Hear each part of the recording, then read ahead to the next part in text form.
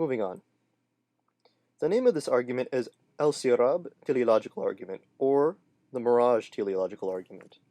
The name gets its influence from a very powerful verse in the Quran, Surah 24, verse 39. You may see the connection in this argument when or if you decide to look up that verse. Now, allow me to list out the premises and conclusion, and then I will explain all the possible objections and their counters. Premise 1. In order to accept that our rational faculties are reliable, initial sensory experiences of the world must be accepted until proven incorrect. In other words, these experiences must be considered default positions. Premise 2. The appearance of purpose, intention, and order, or design, in the universe is an initially sensed experience. Premise 3. Hence, the belief in a designed universe, which automatically infers a designer, is in fact the default position until proven otherwise. Premise 4. The concept of God, a purposeful, intelligent agent outside the universe that cannot be detected by our senses, is the most tenable explanation for the identity of the designer. Conclusion. Hence, theism is the default position until proven otherwise. So now you're probably wondering, how do we make sense of this argument? Is it logically valid? Is it sound? Let's turn to the objections now to see if we have a logically valid and sound argument. There is only one objection to premise 1, and it can be made in two forms. First, the idea that our rational faculties are reliable can be challenged, and second, the idea that we must accept all initial sensory experiences as correct until proven otherwise can also be challenged. We could say rather that all initial sensory experiences should be questioned before acceptance. Now, it would be rather ridiculous to assert that our rational faculties are not reliable, seeing as this sort of extreme skepticism undermines argumentation altogether, as well as just about every field of knowledge. The second objection is equally as absurd, even if we say that at times our sensory experiences are not always correct and our rational faculties are only partially reliable. The reason for this is that the only way we know we are in error of something is when we experience that error. Say I am in a desert. I am walking along and I think I see water in the distance. Now, prior to this, I've never had any experience of a mirage, or never even heard of one. My initial sensory experience indicates that this is water. When I reach the area, I find that there is no water there and that it was an illusion. You see, in order for me to discover that this was an illusion, I could not have possibly thought of it as an illusion before thinking that it was real. In all other cases, prior experiences of our senses being incorrect are the only way we can believe that our senses or our rational faculties are not completely reliable. Hence, we must reject this objection as being a valid one. Now, there are two objections to premise 2. First, the claim can be made that an individual does not, in fact, have an initial experience of the universe being designed. Hence, such a counterclaim destroys the entire premise altogether. My counter to this is that in society, socio-psychological norms are established by the majority, not the minority. Even in science, consensus is reached through tests that can be verified by other parties, etc. But a person who is unable to understand how these tests are performed, or may have some other impediment, cannot participate in acknowledging qualifying evidence. A counter to this is that I am simply appealing to the majority and that this is fallacious reasoning, as the majority can be wrong at times. The problem with this is that if we are to believe that the majority of the human race is incorrect about what they seem to see, it needs to be proven as an illusion. Say if someone remarks that 99% of the world is under the influence of toxic gases that make you hallucinate. They need to provide evidence for this to that 99%. Remember, this argument is not about what is truly there, but what is truly experienced on the basis of our trust in our rational faculties, uninhibited by outside factors and that which is more rational to believe. On a side note, there are going to be those who claim that their understanding of science now allows them to see the universe as not designed. But this is highly questionable and can be easily countered as simply saying that your current understanding of the universe is merely a mistake in reasoning and was not your initial experience of the universe, since the argument is dealing with initial experiences. Premise 3 is where we will see the most contention. Note that before I go on, many theists will commonly cite the genetic fallacy against atheists who use the origin of the belief arguments as proof that theism is irrational. It is my belief that when the atheist brings up arguments against theist rationality by appealing to the belief's origins, they are perfectly justified in doing so. So rather than appeal to this fallacy, I will meet the objections head on.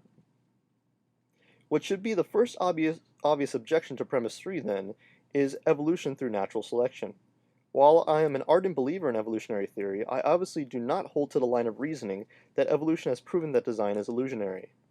The problem with this objection is that if one actually studies the theory, they will see that the amount of complexity and information necessary for it to create all the seemingly illusionary design in the universe requires just as much design in and of itself. Hence, to claim that evolutionary theory proves that our initial experiences of design in the universe are illusionary is actually false, and only takes the problem a step back. Thomas Nagel, a renowned atheist philosopher, agrees on this point, as linked in the info box. One could then appeal to an infinite series of evolutionary arguments, such as Dawkins has done in the God Delusion, with the multiverse concept. Once again, this only brings the problem a step back further and doesn't actually explain why we still see design. If one is interested in the ontological problems with an infinite set of causes, I have provided links in the info box, one of which talks specifically about the first cause and time. But this argument is more concerned with explanations and justifications, not whether something truly exists. So instead, I will focus on why an infinite series of explanations is irrational. The reason such an explanation is irrational is because it undermines all explanations. To continuously add on to the series of explanations as justifications for one explanation only takes the problems back further, but never truly explains it. If we were to always appeal to infinite explanations, we would have no real explanations at all, since in order for one thing to be an explanation, it would have to be explained, and so forth and so on. Hence, we must, for the sake of justification, appeal to some sort of final explanation in the series. So such questions as, who designed the designer, are actually fallacious. Other than the fact that the question admits to there being design, it misses the very point of what constitutes an explanation at all.